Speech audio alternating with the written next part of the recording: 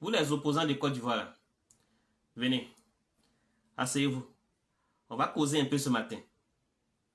L'opération de révision de la liste électorale vient de s'achever.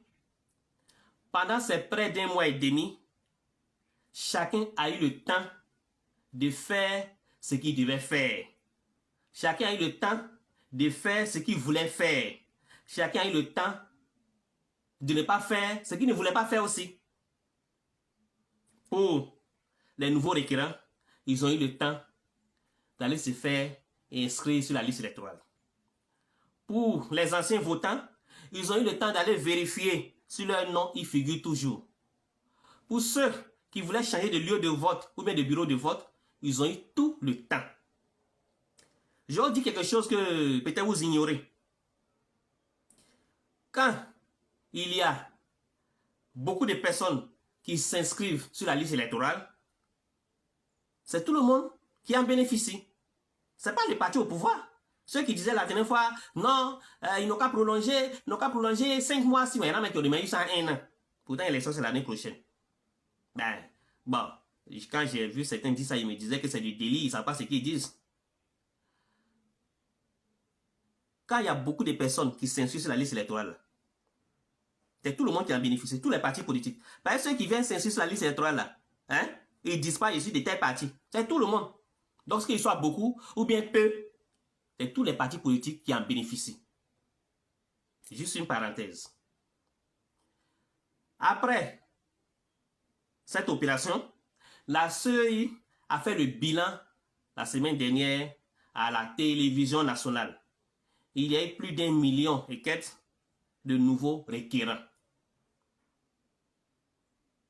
Maintenant, commence une autre étape. Pendant cette étape-là, vous qui disiez la dernière fois sur les plateaux de télé, vous qui disiez la dernière fois lors de vos meetings, lors de vos sittings, lors de vos conférences de presse, lors de vos bavardages la dernière fois, qu'il y a des millions de personnes qui sont décédées, qui ont leur nom sur liste électorale. C'est la période qui est là. Allez avec le certificat de décès. Je ne sais pas si vous travaillez au service de nécrologie ou bien à la morgue, je ne sais pas. Donc allez avec le certificat de décès à la CEI, vous dites voilà, le monsieur là il est mort, son nom ne doit pas être là. Ils vont enlever. Voilà la période qui est là. Vous aussi qui disiez la dernière fois qu'il y a des doublons, il y a des gens qui ont 2 noms, qui peuvent voter 2 fois. C'est la période qui est là. Allez, vous avez dit lui là, son nom figure 2 fois. Enlevez. Voilà la période. Vous aussi qui disiez la dernière fois qu'il y a des Maliens, les Burkinabés, les Sénégalais et autres qui ne sont pas ivoiriens, ils ont leur nom sur liste électorale là. Voilà la période qui est là. Vous avez compris? Allez, ils vont les enlever. Ça, c'était juste une parenthèse. On va rentrer dans le vif du sujet. Prenez un stylo et puis notez ce que je vais vous dire là. Écoutez bien, notez ça. Hein? Vous notez et puis vous allez aller dire ce que je suis en train de vous dire là. Dites ça à vos patrons, hein? Les chefs des partis politiques. Là. Généralement, je ne sais pas s'ils viennent sur TikTok, tous les jours, ils leur donnent conseil, ils n'écoutent pas. Donc vous, soit vous téléchargez la vidéo, soit vous notez ce que je vais vous dire là. Et puis vous partez leur montrer ça. Dites-leur que élection là, c'est pas sur TikTok. Élection là, c'est pas dans la désinformation. Pour gagner une élection, c'est pas dans la désinformation. Pour gagner une information là, c'est pas en balançant des buzz sur la toile.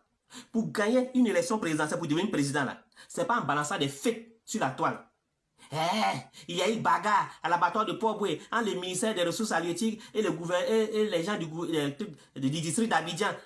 Voilà, ça devient chanson. Tous ils prennent pour balancer. Ibe Kakao Trek dit que la Côte d'Ivoire veut déstabiliser son pays. Ça devient chanson sur la toile. Les gens du district ont cassé les magasins des gens, ont cassé les maisons des gens. Ils prennent pour balancer sur la toile. Le pays est trop endetté. Ils prennent pour balancer sur la toile.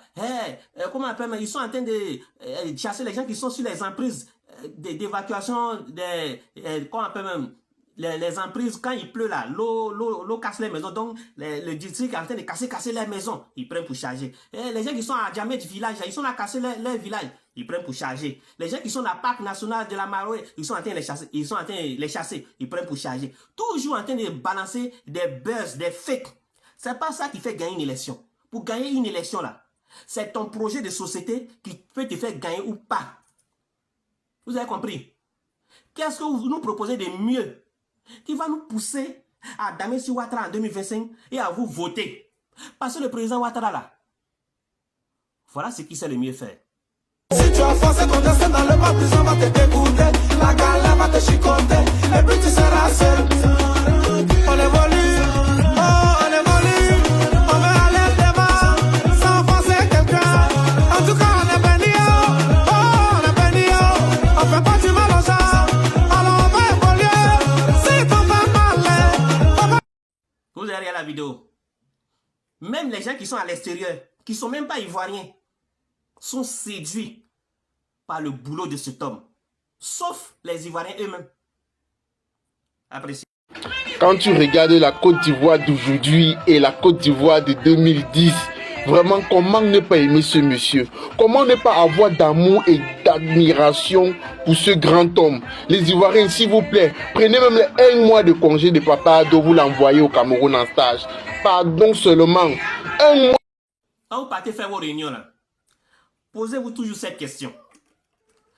Que pouvons-nous proposer aux Ivoiriens que ceux qui sont en place n'ont déjà fait, ou bien ne sont en train de faire, ou bien ne projettent faire? Voilà la question que vous devez vous poser. Parce que jusqu'à présent, vous ne nous proposez rien. Rien. La seule chose que vous êtes meilleur dedans, c'est fake et buzz et désinformation.